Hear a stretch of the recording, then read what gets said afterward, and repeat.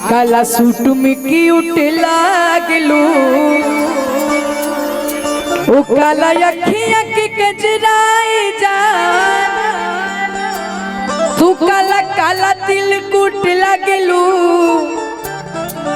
आ कश्मीर के फ्रूट लागलू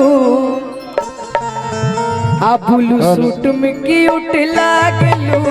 अबे के सुना लड़का से ना हो गया है कहो कि हम तोहर राजा तू हमारा राजा तोहरा नहीं राजा जी आई आयो हो शादी में पहिर के सेरवा नहीं राजा जी हम तोहरा नहीं हमारा राजा राजा जी आयो शादी में पहिर के सेरवा नहीं राजा जी। लेकिन अरे हम तोहर राजा तू हो हमर रानी हम तोहर राजा तू हो हमर रानी अरे कान खुली सुन आई लव यू फलानी कान खुली सुन आई लव यू फलानी अरे हम तोहर राजा तू हो हमर रानी।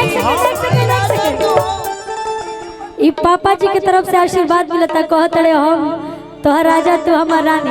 ये हमारे अंकल जी है सौरभ अंकल की तरफ से आशीर्वाद मिल रहा है इस गाने पे। बेटे ने ऐसा गाना गाया है कि पिताजी को मजबूर होना पड़ा है मंच पे आने के लिए कि हम तोहर राजा तू हो हमार रानी। यूट्यूबर लोग के खुराक मिल गए।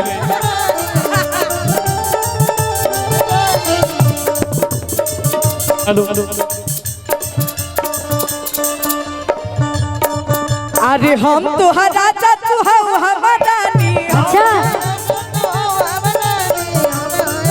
अरे कान खुली सुन आई लव यू फलानी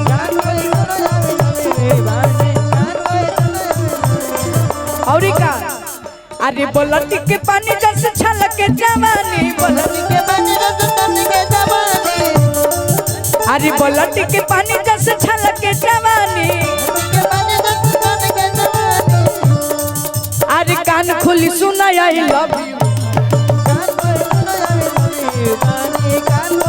एक सेकंड भाई इधर सुना हमारे नाम खुशी हो आई लव यू बोला से कुछ हो ही ना जहिया रूसी तहिया दिलावा मैं जखम दी नाम धइले बिया खुशी। अरे वही टोन में बजाई वही जहिया रूसी तहिया दिलावा मैं जखम दी नाम धइले बिया खुशी ये गम दी। और सुनिए एतने ना चोट मारी भीतर फेरू मरम दे नाम धइले बिया खुशी ये गम दी।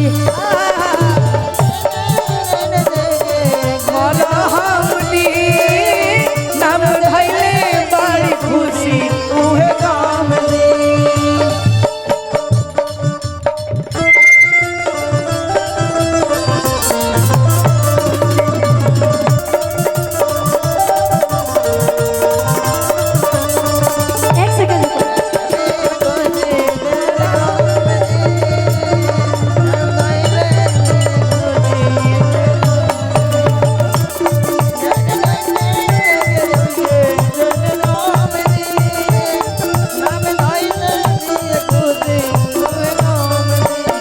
अच्छा एक सेकेंड आज जब ब्याह शादी के माहौल बटे तब यही से रिलेटेड तो से पूछा तनी जी तू कबो शादी ब्याह करबा तो तारा कैसे लड़की पसंद है ये बताओ। अभी तो सोचले नहीं की थोड़ा रुकिएगा अभी तो भाई हमको शादी अभी तो बहुत टाइम है अभी तो 11 साल के 12 साल के हमारे एज होके वाला बा। ठीक बा लेकिन 12 साल में प्यार के एक्सपीरियंस हमनियों से ज्यादा वो एकदम अपर लेवल के रखले बड़े ऐसे नु कहते आखिर कैसन कभी तो शादी करिएगा। सुंदर लड़की चाहिए अच्छी लड़की चाहिए सुंदर लड़की चाहिए तो कहो गोरे गोरे गाल बागाली पकाला तिले हो रहा गोरे गोरे गाल बागाली पे